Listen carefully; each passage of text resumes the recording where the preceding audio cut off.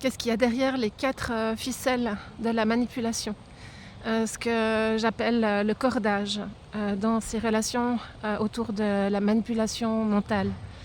On va déjà juste refaire un bref résumé des 4 ficelles qui constituent ce type de relation.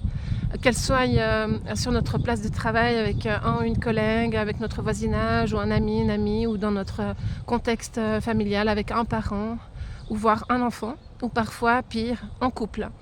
La première ficelle qui est actionnée dès le début de la rencontre, c'est la séduction. Et la personne manipulatrice va porter donc ce fameux masque qui peut durer parfois des mois ou des années. Si votre rêve est de fonder une famille et d'avoir des enfants, le ou la manipulatrice va créer les conditions pour que ce rêve se réalise. Et c'est à partir de là que l'enfer démarre, pas avant. Si votre rêve c'est d'ouvrir une entreprise, vous allez forcément être avec la merveilleuse personne qui va actionner tout son réseau formidable pour vous permettre d'accéder à ce rêve-là. Donc ça, c'est la séduction. Ensuite, il y a la victimisation. Le ou la manipulatrice va prétendre combien elle souffre, combien la vie est difficile. Et vous allez, avec votre grand cœur, votre surefficience mentale, votre grande sensibilité, voire hypersensibilité, vous allez inconsciemment ou consciemment chercher à sauver cette personne. La troisième ficelle, ensuite, c'est la culpabilisation. Dans cette culpabilisation, il y a ce qu'on appelle aussi le gaslighting. La personne va systématiquement vous rendre responsable de ses propres comportements, de ses propres propos, parfois extrêmement blessants, menaçants, humiliants.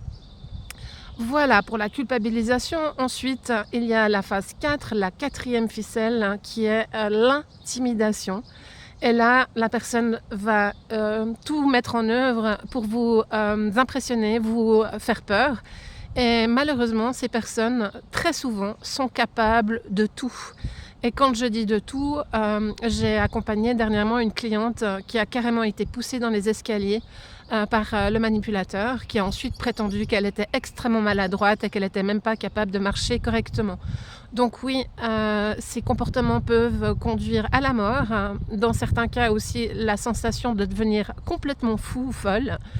Et puis ça, c'est dramatique puisque ça peut également conduire au suicide.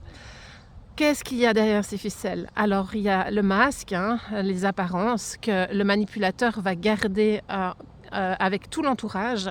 Donc, vous allez très souvent être la seule personne à voir qui se cache derrière ce masque.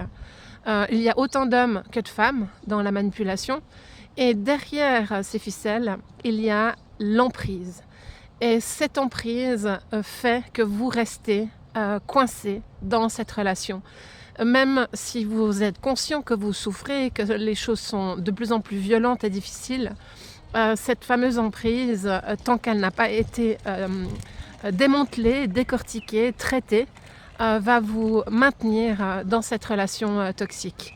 N'hésitez pas, si vous avez des questions, si vous avez autour de vous des personnes qui vivent ce type de situation en ce moment, je suis évidemment là pour répondre à toutes vos remarques et questions, à partager avec vous vos expériences également, qui peuvent être utiles à d'autres victimes actuelles.